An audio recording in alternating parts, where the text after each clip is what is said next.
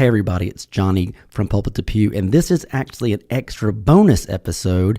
It is a segment that did not make our newest show, and but more me, wanted to share this tangent that I went on. Again, I want to thank Reverend Dean Gibson for entertaining this conversation, and number two, indulging me for allowing me to share it with everybody else. I hope you enjoy listening to it as much as we had making it. Welcome to Pulpit to Pew, a podcast that features a conversation between priest and parishioner to understand how the message translates and to further explore the weekly lessons within the Episcopal tradition and daily life.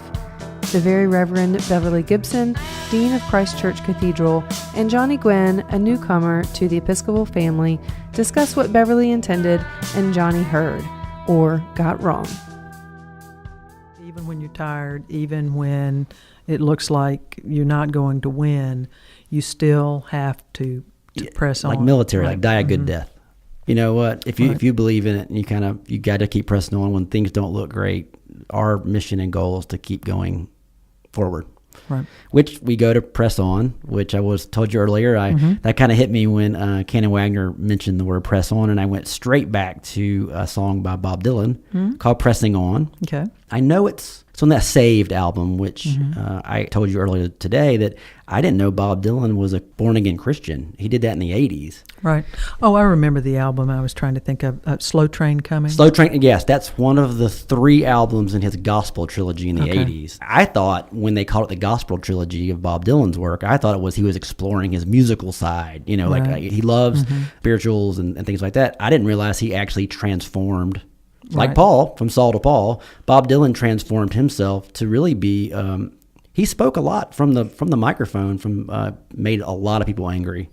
Rolling Stone hated those gospel albums because it's changed. It was a radical departure. It's cultural norms. You have this folk Woody Guthrie type wannabe. Bob Dylan's a poet in his own right, but all of a sudden he's preaching from the microphone like a priest. I'm sure it throws off the rock and roll folk type. This doesn't fit. Well, Dylan has not reinvented himself. I wouldn't say that, but he's had a whole life. He's had a long career. I mean, he's had a very long career, and his history is so rich that we've seen him develop. I mean, you think of somebody like the Beatles. I mean, that was a very compressed phenomenon. Yeah. But in Dylan's case, we've got his whole life to see.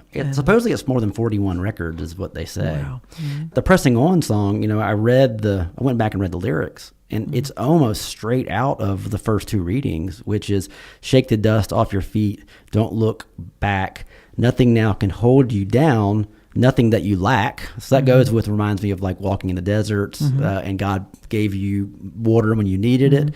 And then his chorus is, we'll keep pressing on to the higher calling of our Lord, which is the Philippians at the bottom when Paul writes, forgetting what lies behind and straining forward to what lies ahead, I press on towards the goal of the prize of the heavenly call of God in Jesus Christ, which literally I think Bob Dylan read that and wrote. And then here's the song. Yeah, and it's great. And now I do have a question with Heavenly Call of God. Thanks again for listening to this extra bonus episode of Pulpit to Pew. If you want to hear more episodes, go to pulpittopew.com. We would love to hear any comments, any suggestions, any feedback at pulpittopew.com. Please email us, or you can reach me at @TheJohnnyGwin on Twitter.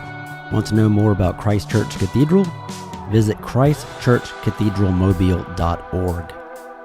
Thanks for listening, and have a great day.